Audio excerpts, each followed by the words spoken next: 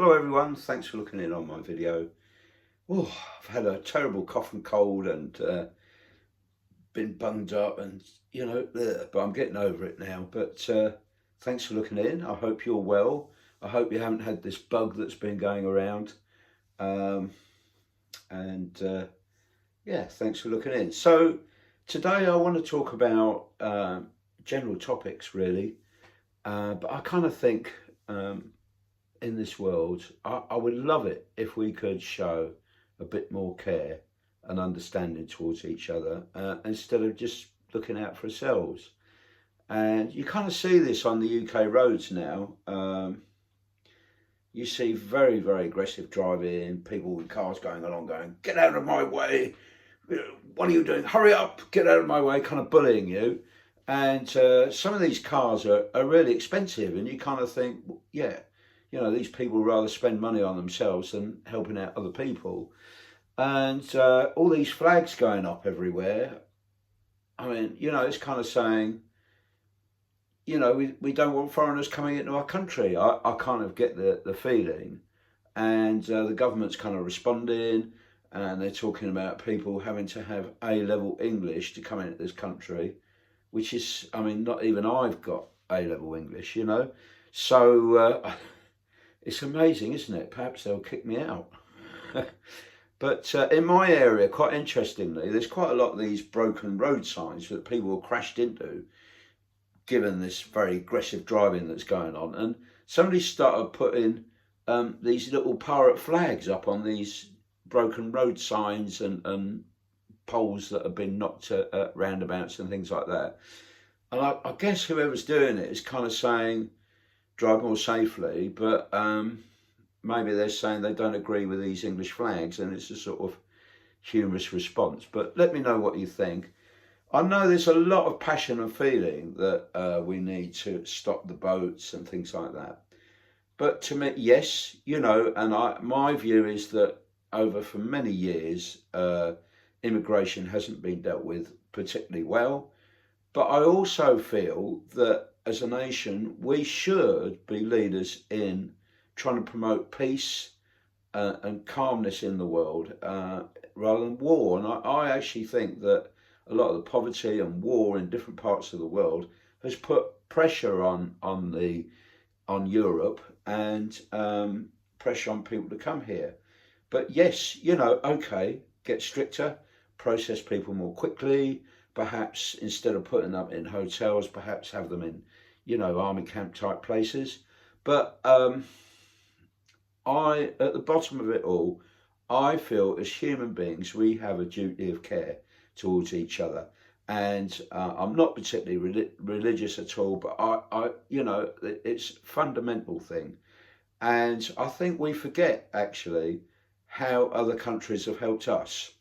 During the First World War, hundreds of thousands of troops came from Southeast Asia, India, Pakistan, Bengal and that, and came and died in the trenches in Europe for us, actually. And I think it's kind of forgotten that. And African, Caribbean people too came over. During World War II, my dad was in the RAF and he was training in Canada. And he said only 25% of those training to become pilots, bomber pilots, by the way, came from the UK. All the rest of these people came from all over the world. India, Pakistan, Australia, New Zealand, the Caribbean, Jamaica and that. And his view was that we owe a duty of thanks to these people and they should be allowed to come in here. My wife is a Ugandan refugee.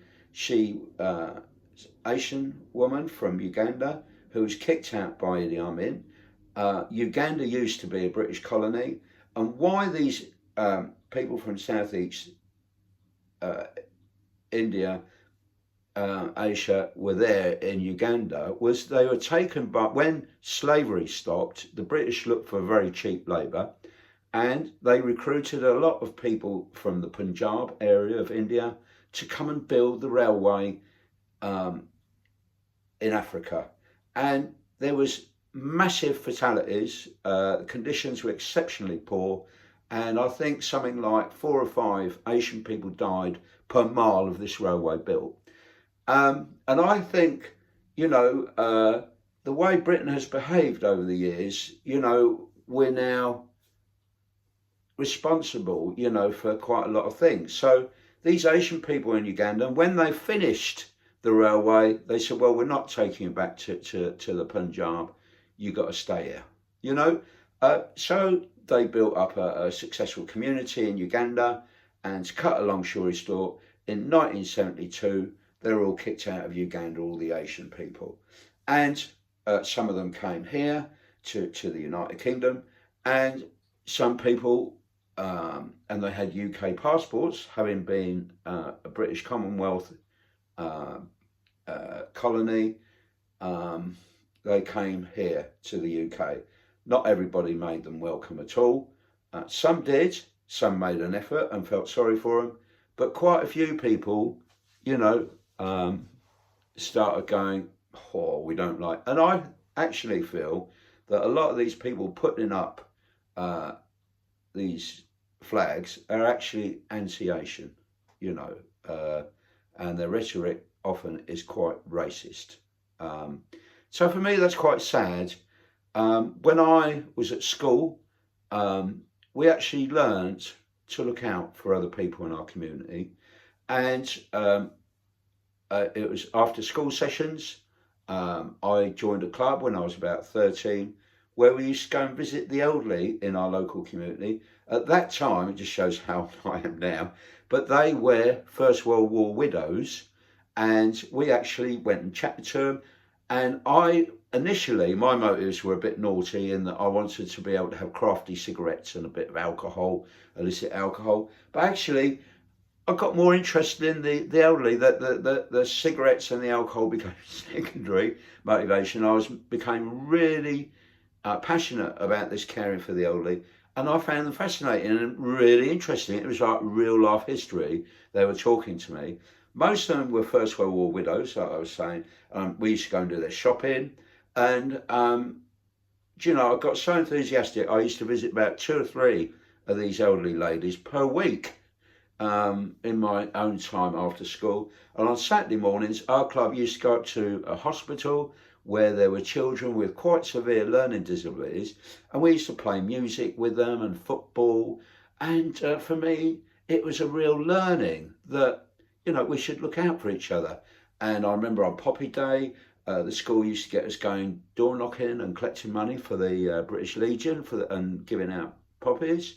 So it instilled in me this sort of attitude that we need to look out for each other in society, really. And I actually feel that it's quite sadly lacking these days, and I hope you agree with me. And I think little acts are really important, and I've done a few videos about how it's important that doing random acts of kindness is helpful for the person, but it's also good for you in that it helps you keep a good balance. It helps with your self-esteem. And I think, as a society, we need naturally to be caring towards each other. So like only yesterday I was in a supermarket and this elderly lady couldn't reach the shelf, and I got this tin down for her, rather than rush and hurry around and go, get out of my way sort of attitude. So it's really, really important. So what's happened is, I'm still, now I've retired, I'm still doing stuff, and I absolutely thoroughly enjoy it. Like today, I'm going to a dementia club, and go to 2.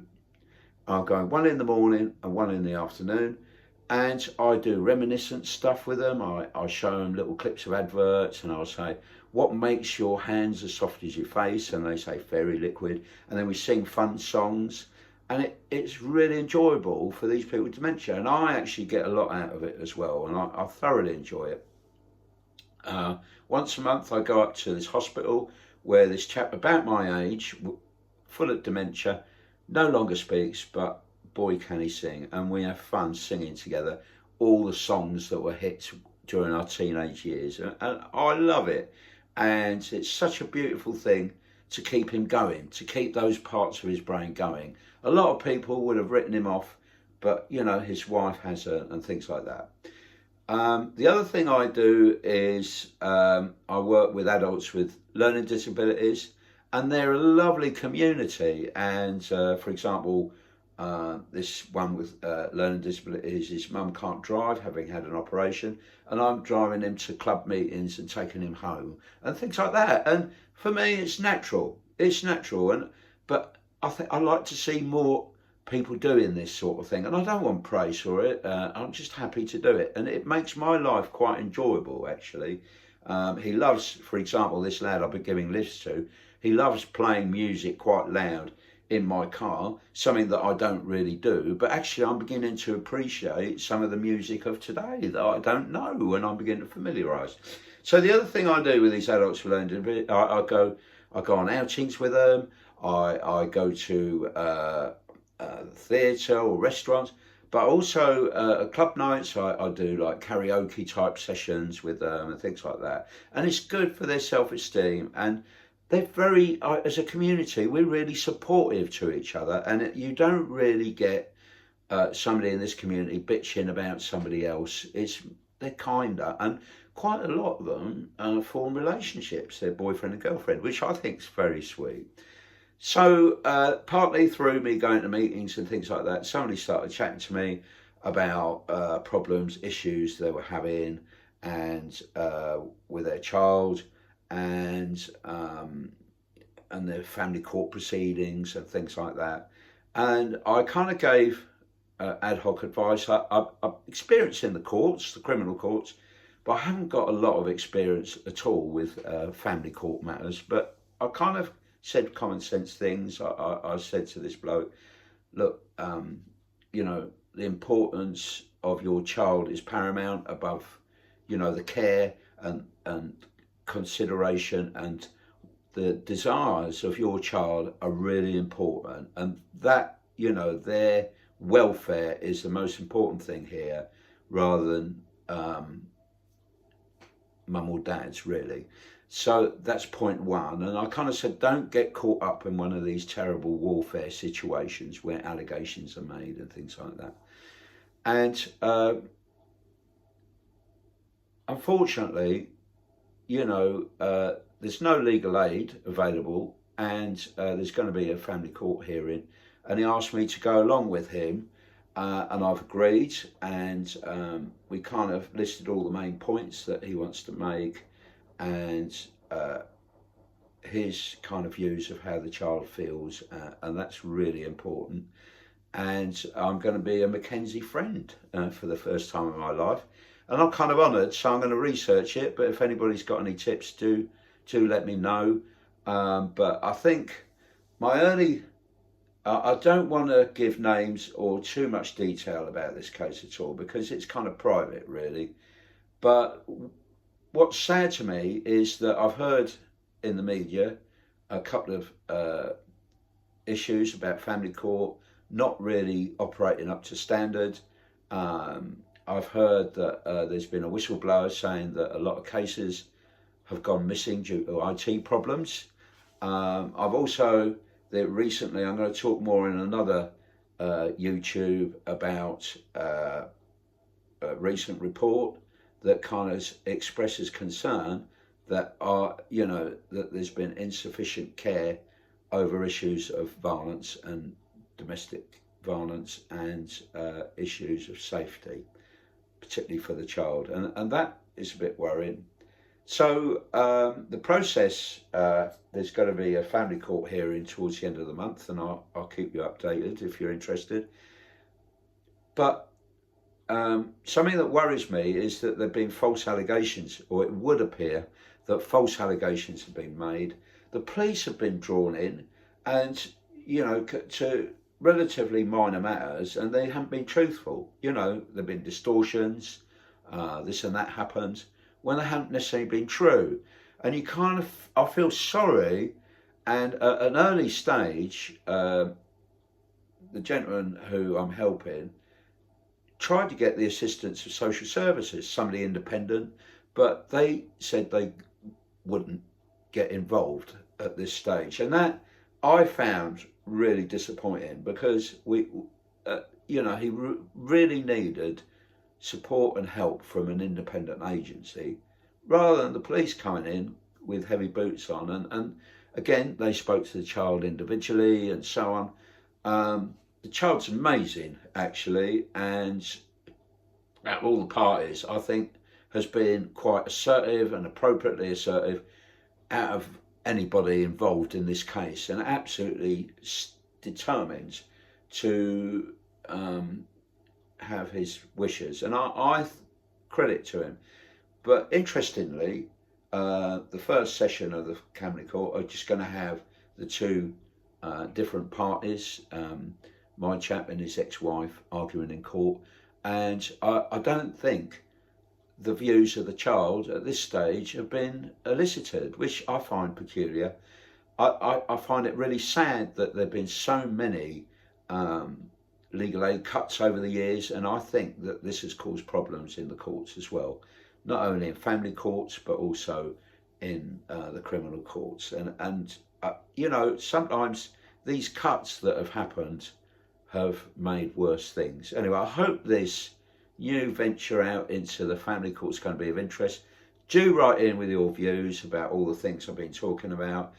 Do let me have any advice. I'll be studying on how I should be a Mc Kenzie friend, and I'll tell you what sort of things have been going on. But so far, I haven't been really impressed with the false allegations that have been made, that have been wholly untruthful about my man. And what motivated that? Well, and I think people do a lot of mudslinging and all that, but really the care of the child is of paramount importance here, and that's what really matters, and I hope you agree. Anyway, all the very best. Thanks for looking in on this video, and it's been a bit of a long one, but thanks for staying with me all this way. But do write in, and whilst I'm at it, please do have a look at my book that I've written. It's an interactive book about you, the sentencer, and it puts the sentencing powers of the court in your hands. And I mock up various court reports that people don't really realise, but court reports are written by probation officers, and you've got examples of them, of different cases. And then in this book it kind of says, well, how did you sentence this person, and what could we do as a society from stopping crimes like this happening in the first place? And for me, full circle of what we're talking about is a lack of care and concern often for many of our children growing up, and things go wrong during people's childhoods, and this results in them becoming adult offenders. And if we could get the growing up of our children better in the UK, I think it would help massively. So at the moment, there are lots of children not going to school. I don't think the government even got a handle on how many children, the numbers there are in not going to school. And for me, that's quite dreadful, isn't it? Anyway, all the very best. Thanks for looking in. Thanks for staying with me. And do write in. Cheers now. Bye-bye.